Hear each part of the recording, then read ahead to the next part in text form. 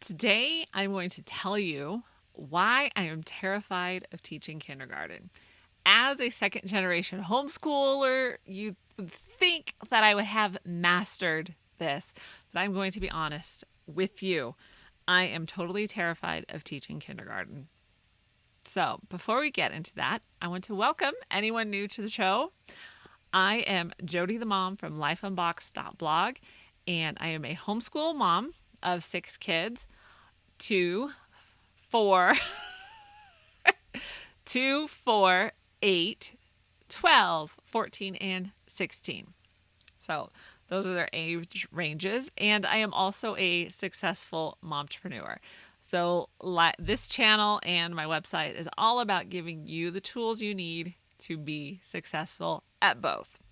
So I had a question this week, and it was from a mom that I know, and I'm not going to call her a new mom because she has 2 kids, but a young mom. And so she had asked me if, she's like, my son is going to start pre-kindergarten next year, and I'm so overwhelmed by the curriculum choices. What would you suggest? Now, I do have a pretty good handle on all the curriculums out there, so I have a lot of suggestions. But coffee time. Oh, I forgot to say, if you're new, this is the Momtrepreneur Life Coffee Chat. So we get our coffee, we throw our hair up into a ponytail or a messy bun. That's perfectly acceptable. And we sit back and we just chat. These are unscripted, unedited, and I kind of just give you my thoughts on a topic. And so the topic today is I'm terrified of teaching kindergarten. Okay, so let's get back to that topic.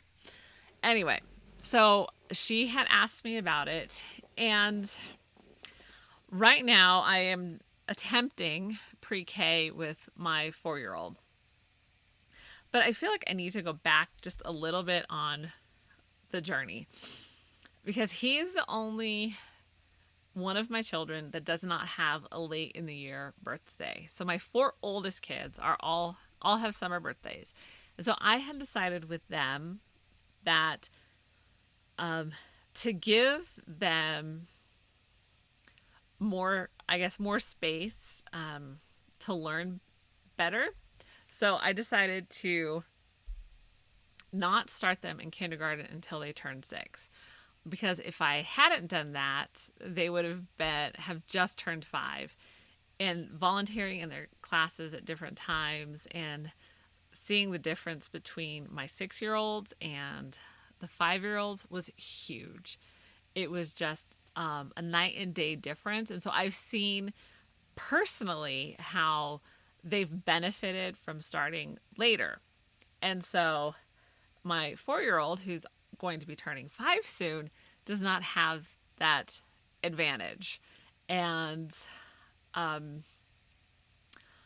there's just some things that I see that I'm like, I'm not comfortable putting him in school so young. I think that from what I've seen, and I've talked to kindergarten teachers, there's a huge benefit of starting them later. But anyway, so it has been a year of struggling because I've never taught any of my kids kindergarten. I've always sent them to school and had them get the basics down. Oh, allergies are really bad right now. Anyway, had them get the basics down, and then I would take them out and be like, okay, now that you can read, you've got the basic math, I'll teach you now. Because I just don't have the patience for like the minutia of like learning all the sounds for A or something like that. But I'm going to learn how to do that because I am going to start him in kindergarten next year. And it is terrifying. And so I understand the other moms' feeling of overwhelmed because I've been there so many times. I remember when my first son was born, I'm like, okay, I have 6 years to figure out this school thing. And honestly, it flew by. Like, and then the 6 years came, and I'm like, oh my gosh, what am I going to do? And I ended up putting him in school, which honestly, again, is not something that if you had asked me when he was a baby, I would have given a different preference. But anyway, things happen, and 6 years can be a long time and change things. Okay. So let's talk about, do you need to do pre-kindergarten? And do you need a curriculum for it? The short answer is no. And this is coming from a person who has done pre-K curriculum with almost all of her kids. Okay, yes, I've gotten a Becca. I don't think I've ever finished the pre-K Becca with any of the kids.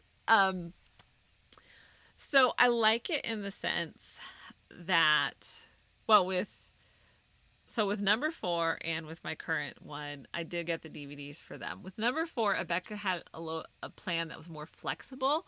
So I think I only got a few subjects. I didn't get the whole DVD packet. They've since changed their plan, and you have to buy the whole DVD packet.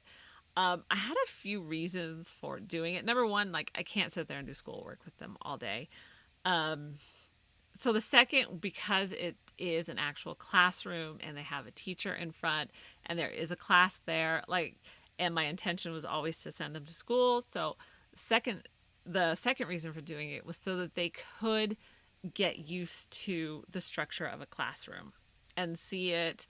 Now, of course, like I said, my 4-year-old does his schoolwork will listen to it while he's sitting under his desk playing.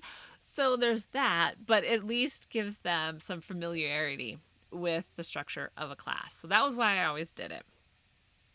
Before, when the older kids were in daycare, I bought the Becca curriculum at the request of the daycare teachers, because daycare was provided at the places we worked, and so they said, no, we will teach them.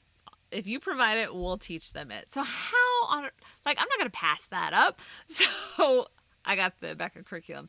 So I have tons of preschool Becca curriculum that hasn't been finished. That's partially done and all that. So I feel like I needed to give full disclosure on my pre-K journeys. And every time I have them do pre-K, I always tell myself I'm not going to do it again, and then I end up doing it again. So I'm not going to say that because I'm probably going to end up doing it again with the last one as well. All right. So that is my journey. That is my disclosure. And that is why I can tell you with confidence that no, you do not need to buy a curriculum pack at all. So since I am going to be teaching him kindergarten and watching him interact with what's going on in the video, I've come to the conclusion that he's more engaged when his little fingers are doing something. So I was looking for a curriculum that was going to be more tactile in its learning approach. And so Timberdoodle is a curriculum that is more tactile. So I am going to start with the curriculum kit, and what I'm going to do is I'm going to actually mix and match the kindergarten and some of the pre-K. I'm not going to do the science. There's a lot of stuff that I was like, I'm probably not going to do, but it looks kind of cool, so I might just do it anyway, or at least get it, and he can engage with it. So for example, in the pre-K they have this big wooden geography world puzzle, and for the kindergarten they just have this 100-piece puzzle. I'm like, that's so lame. So I'm going to get the pre-K geography puzzle instead of the kindergarten geography puzzle, because the pre-K one looks so much cooler. And he likes puzzles, and I like geography. So for me, this is going to be one of those things that he's going to be able to engage with independently and build the puzzle, and he can start seeing just the shape of a globe. So that is what I'm going to do. And again, I'm going to mix and match, but I have an advantage just that I can there's a program that we're able to do, so I can get some curriculum reimbursed and stuff like that. So if I was paying this on my own, paying for it on my own, I wouldn't do it. I would get, I would do how to teach your kids to read in 100 easy lessons. Then I would get like the Kumon workbooks or something from like Costco usually has them where they're doing tracing and their shapes and colors, workbooks like that and numbers. And I would get those for them. And then I would do lots of books. So my recommendation, if funds are limited and you can't get all the cool curriculum, that's going to end up in a box in the basement anyway. But hey, it just looks really cool. Don't buy a curriculum pack. If you want to teach your kids to read, then read to them. Teach them numbers, and not just to identify the number, but actually the association of one means one object, or two means two M&Ms. Food's a great motivator when you're teaching these concepts. So there's also free curriculums. So I wrote some down, just jotted stuff down. So Easy Peasy is totally free. So if you feel like you just need some kind of guidance, just, check it out. Again, there's Becca, there's Timberdoodle, there's so many things out there, but you don't feel pressured that, especially for pre-K or kindergarten, that you have to buy a whole curriculum, because you don't. The only thing that you need to focus on, and just say this over and over to yourself, is reading and numbers. That is it.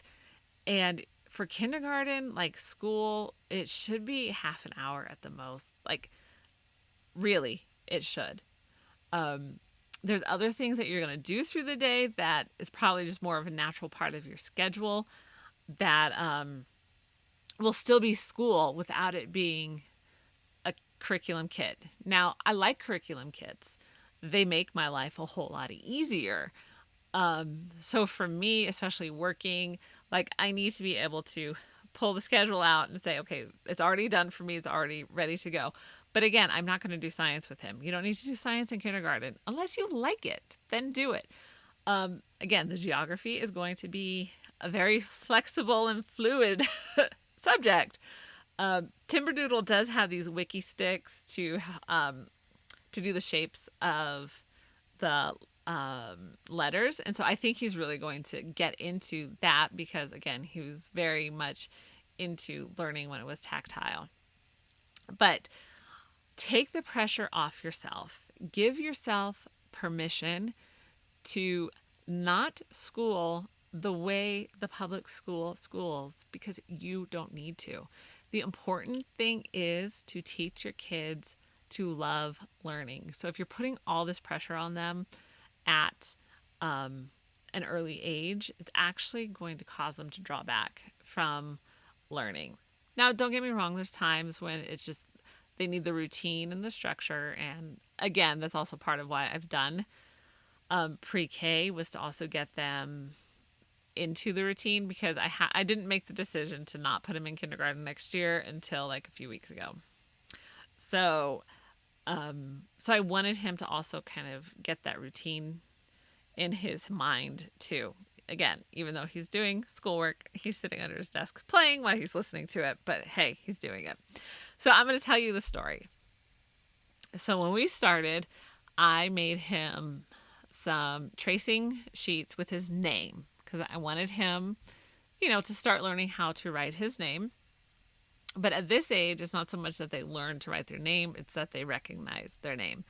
So I got him the laminated sheets, I got him the dry erase markers, and he was not having it. So I was just like, okay, I'm not going to push him. I'm not going to do it. And then last week we were writing cards to our co-op teachers, and I said, okay, you need to come here and you need to sign your name like all the big kids were. And so he did it. Like I had to tell him some of the letters, and he has an R in his name. So when we got to the R, he's like, how do you do that? So I was just giving him verbal instructions, nothing visual, verbal instructions. And he wrote an R. And that just showed me like how I wasn't going to pressure him to write his name. I was just giving him the tools available to learn how to do it. And today he's like, look, Mom, I wrote my name without any prompting from me, without any, who didn't ask me how to write any of the letters or to show him how to write any of the letters. He just did it himself. And so that is just the example that I wanted to give of, you don't need to pressure your kids, and you don't need to pressure yourself to get everything perfect. I know that especially when we have young kids, what's looming in our minds is we're just going to screw them up for the rest of their lives, and we're trying not to do that. But